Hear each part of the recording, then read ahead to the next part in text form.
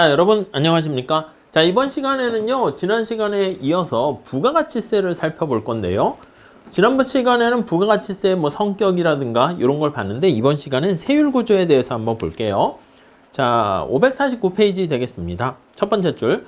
부가가치세를 채택하고 있는 나라들은 부가가치세 세율이 일반적으로 다음과 같은 공통적인 특성을 가지고 있대요. 그래서 우선 발견할 수 있는 공통적인 특징은 예외적인 경우를 제외하고는 모든 소비재에 대해서, 그러니까 예외를 뺀 모든 소비재에 대해서 소비재를 대상으로 해서 자, 단일 세율을 부과합니다. 우리나라는 이제 10% 이렇게 부과하는 거 알 수가 있습니다. 자, 예외적인 걸 빼고 이렇게, 그러니까 그 예외적인 게 이제 면제가 되는 거죠. 예외적인 경우를 제외하고 기본적인 건 이렇게 돼 있습니다. 자, 그러면 여러분 단일 세율을 부과한다 그러면 이게 세율의 차이로 인해서 발생하는 그런 왜곡을 제거할 수 있습니다. 네 번째 줄 보시면 소비자가 여러 상품에 대해서 선택하는 과정에서 X, Y에 대한 세율이 다 똑같죠.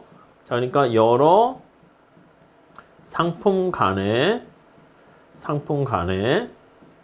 선택의 교란이 없어. 이게 이제 효율적이다라고 보시면 되죠. 물론 아시겠지만 여가를 제외한 일반적인 상황에서는 그렇게 얘기하기는 어렵겠죠. 근데 XJ랑 YJ 같은 상품 간에는 교란이 없고요. 자, 반면에 모든 소비재에 대해서 똑같은 세율을 부과하게 되면 이런 측면에서는 효율성이 증가하죠. 근데 문제는 뭐야? 부유한 사람이라든가 가난한 사람이라든가 똑같이 피자를 하나 먹을 때 10% 세금 내면 오히려 이게 역진적일 수 있습니다. 왜냐하면 피자를 좋아하는 사람은 세금을 많이 내게 되는 거죠. 물론 이제 편익의 원칙에 따랐을 땐 피자를 좋아하니까 그만큼 세금을 더 낸다 볼 수 있겠지만 저소득층의 부담이 더 커져요. 왜냐하면 고소득층이 전체 버는 소득에서 소비하는 부분이 점차 평균 소비는 작아지겠죠. 그렇기 때문에 당연히 소비를 많이 하는 저소득층이 세금을 더 많이 냅니다. 그래서 우리가 그것을 역진적인 특성을 보이게 된다라고 생각할 수가 있습니다. 자, 그래서 저소득층의 조세 부담이 무거워집니다. 자, 그렇기 때문에 우리가 요 예외를 두게 됩니다. 자, 그래서 예외 첫 번째, 면세와 영세율 이렇게 두고 있어요. 면세는 이제 그 단계에서만 세금을 면제해준다 이렇게 보시면 되겠고, 영세율은 전부 다 세금을 아예 부과하지 않는 거예요. 자, 우선 첫 번째 줄에 한번 보시면 대부분의 나라에서는 생필품의 성격을 갖는 것 또는 수출품에 예외적으로 낮은 세율을 적용하는데, 주로 이제 생필품이 면세 대상이고요. 수출품이 이제 영세율 대상이 되겠습니다. 그 중에 대표적인 조치가 부가가치세를 면제해주거나 영세율을 적용해주게 됩니다. 자, 우선 면세 먼저 살짝 보시면, 자, 나라마다 부가가치세 면세 대상을 달리하고 있지만 일반적으로요. 첫째, 아니 규모가 되게 영세한 거야. 규모가 영세한 자영업자 같은 사람들은 부가가치세를 내기 위해서 기장하는 거, 이것도 부담이 될 수 있습니다. 그래서 영세해서 기장 능력이 없거나 기장이 부담이 되는 경우에, 오케이? 또는 행정적인 부담만 되는 경우에 면세 대상이 되고요. 다음 두 번째는요. 식료품이나 의약품처럼 필수품, 생필품에 해당하는 상품은 생필품, 식료품, 의약품 이런 게 거기에 해당하겠죠. 식료품, 의약 관련 의약품, 우리 생활에 꼭 필요한 생필품입니다. 이런 경우에는 저소득층이 많이 구입하는 품목, 이런 것들은 빼줍니다. 그래야지 약간 역진성이란 특성을 좀 완화시킬 수 있게 되겠죠. 자, 그래서 이런 걸 대상으로 해서 이렇게 역진적인 거를 완화. 다음 세 번째, 의료 서비스나 교육, 문화처럼 공익성이 높은 재화. 세 번째는 공익성이 높은 경우에는 공익성이 높아. 네, 이렇게 돼 있는 경우에는 면세 대상이 되고요. 마지막으로 은행이나 보험 이런 서비스 같은 경우는 이제 사실 부가가치를 측정하기가 쉽지 않지 않습니까? 그래서 보험의 경우에는 금융 서비스 같은 경우 행정적인 측면에서 보험 등은 적용이 어려워요. 그래서 하느니 이게 제대로 적용을 해서 부가가치를 측정하기가 쉽지 않은 경우는 빼준다. 이렇게 보시면 되겠습니다. 자, 이게 이제 면세 대상이 되는 일반적인 특성들을 나타냈고요. 자, 그럼 면세라면 어떤 특성이 발생합니까? 살짝 보면은요. 자, 그 상품의 최종 소비 단계에만 부가가치세가 부과되지 않는다. 이렇게 나와 있습니다. 자, 여기서 만약에 자, 거기 재미난 예가 있는데 면세가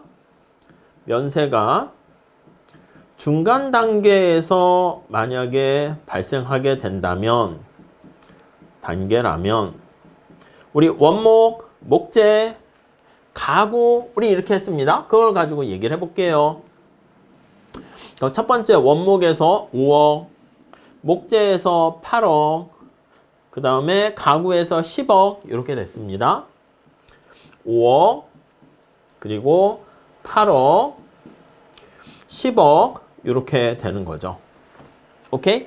원래 부가가치세를 적용할 때는 어떻게 됩니까?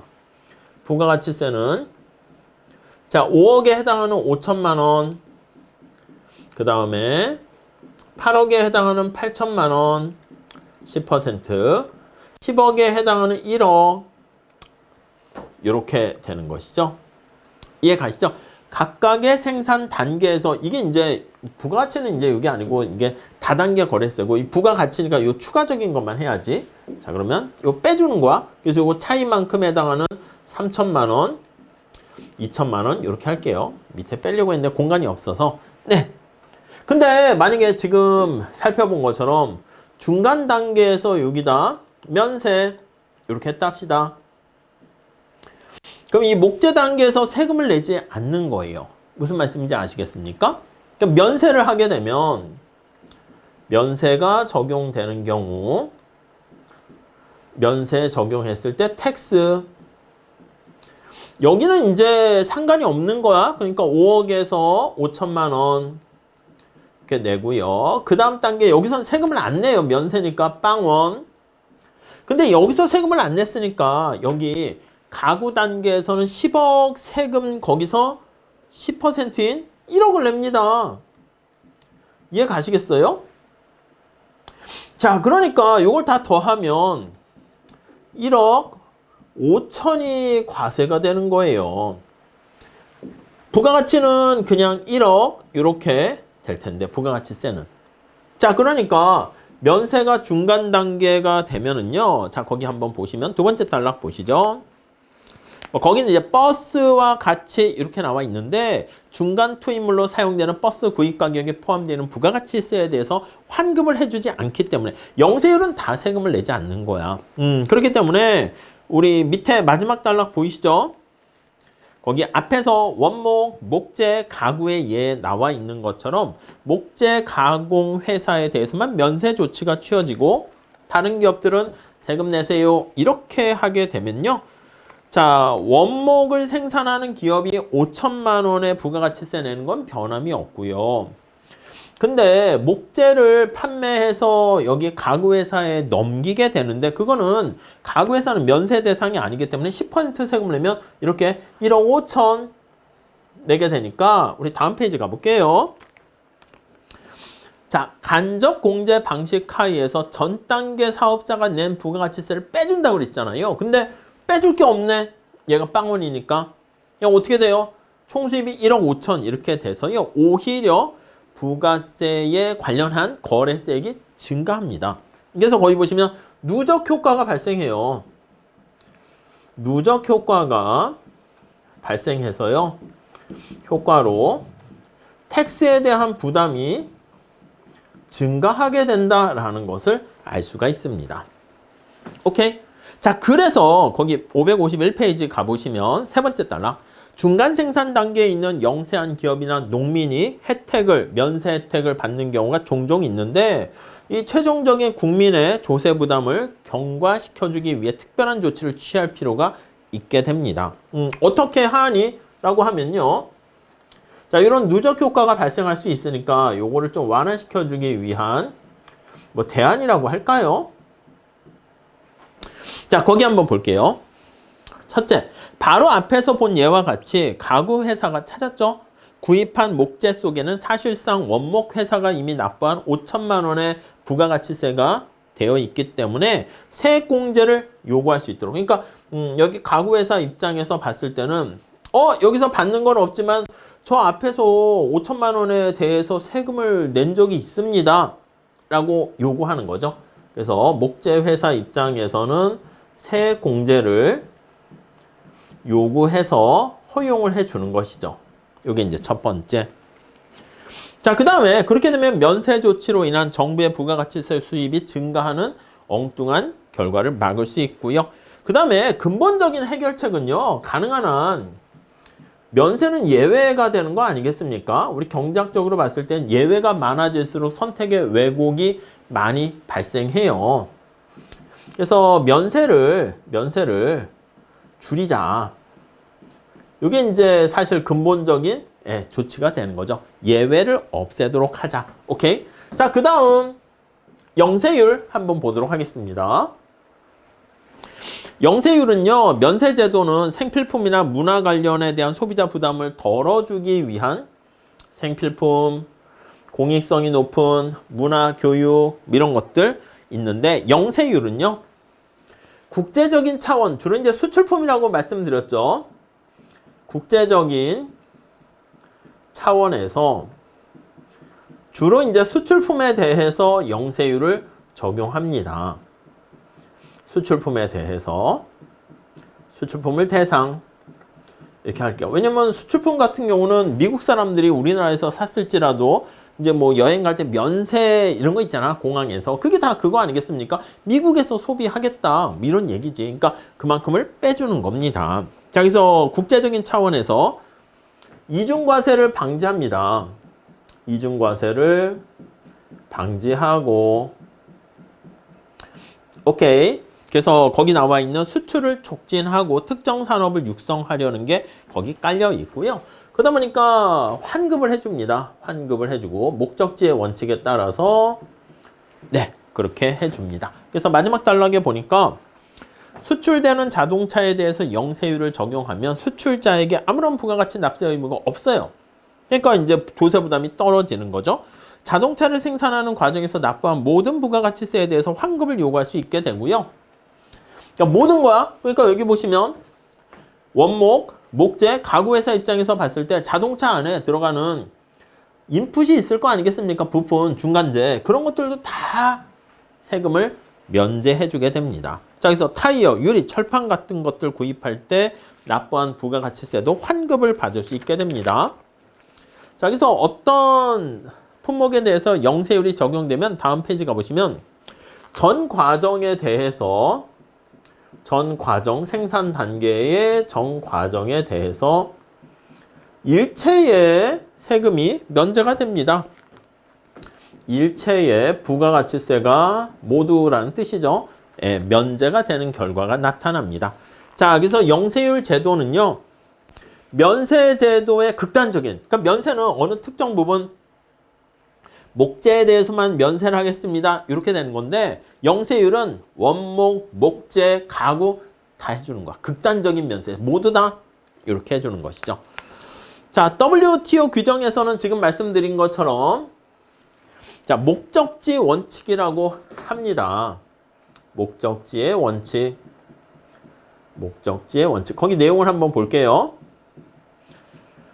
자, WTO 규정에서 수출품에 대해서 소비세 환급을 두는 이유가 부가가치세에 대한 영세율을 적용해서 실천에 옮기는데 수입품에 대해서는 수입가액 전체에 대해서 이거 수입하는 거니까 우리나라 국민이 소비하는 거 아니겠습니까? 그러니까 우리나라 국민을 대상으로는 세금을 부과해서 컨트롤할 수 있는데 미국 사람이 소비하는 거 이거는 막을 수 없는 거지 당연히. 그래서 수출품에 대해서 전적으로 면세를 허용하고 수입품에 대해서는 국내 일반 상품과 똑같이 과세하는 게 목적지의 원칙 이렇게 얘기합니다.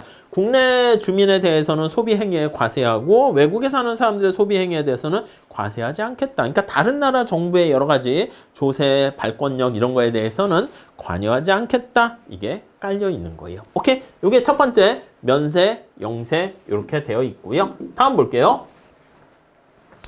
자, 부가가치세의 특성은 역진성을 갖게 되는 게 특성이 하나 있다고 그랬죠. 단일세율이기 때문에 효율성은 높을 수 있습니다. 자, 근데 거기 보시면 두 번째 줄 볼게요. 고소득층으로 갈수록 소득의 더 큰 비율이 저축되고, 그러니까 평균 소비 성향이라 할까? 이렇게요.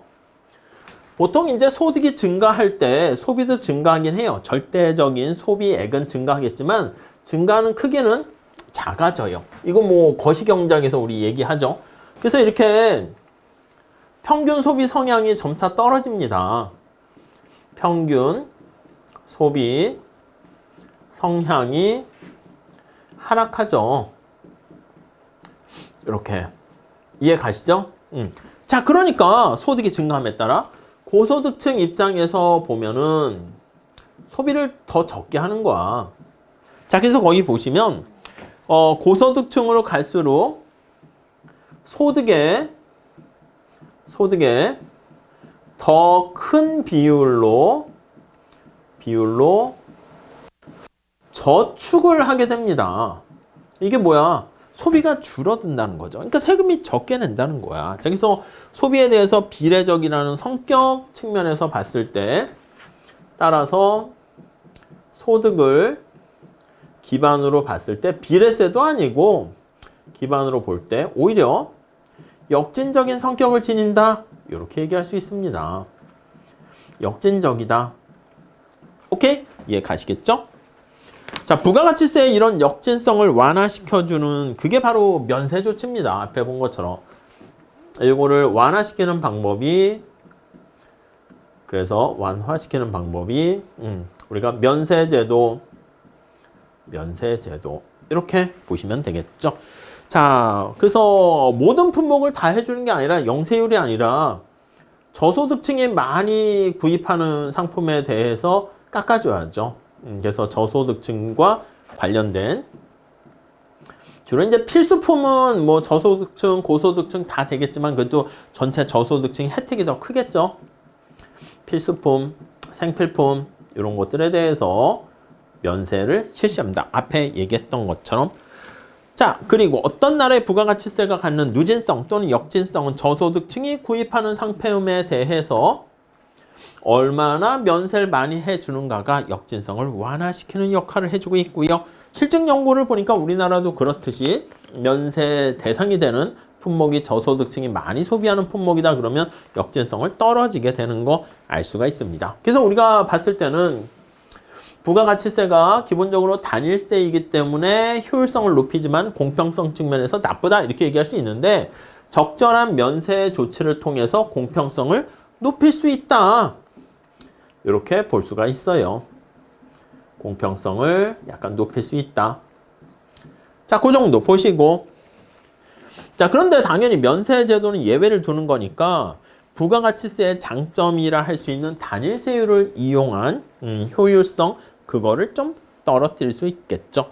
자, 그 정도 보시고요. 다음 세 번째 단락 볼게요. 어떤 사람은 부가가치만 따로 떼어서 분배의 누진성, 역진성을 따지는 것은 바람직하지 않고 진정한 의미에서 분배적 효과를 보기 위해서는 부가가치세가 없었다면 어떤 세금으로 그만큼의 조세 수입을 얻었을지 우리 절대귀착, 차별귀착 그 저 앞에 봤었잖아요. 그거와 같이 볼 수가 있겠습니다. 자, 부가가치세 대안이 상대적으로 역진성이 더 클 수 있는 주세나 담배세 같은 것이라면 또 문제가 달라질 수가 있게 되고요. 자, 따라서 조세제도 전반의 상황을 고려해서 분배적인 효과를 따져야 올바른 결론에 도달할 수 있다. 이렇게 얘기를 합니다. 오케이? 이해 가시겠죠? 그래서 이번 시간까지 해가지고요. 우리가 챕터 17장의 소득세랑 부가가치세에 대해서 살펴봤고요. 우리한테 가장 중요한 밀접한 영향을 미치는 거니까 잘 좀 체크 정리해 주셨으면 좋겠습니다. 자, 이렇게 정리하시고 다음 시간에는요. 챕터 18장의 법인세에 대해서 같이 공부하도록 하겠습니다. 감사합니다.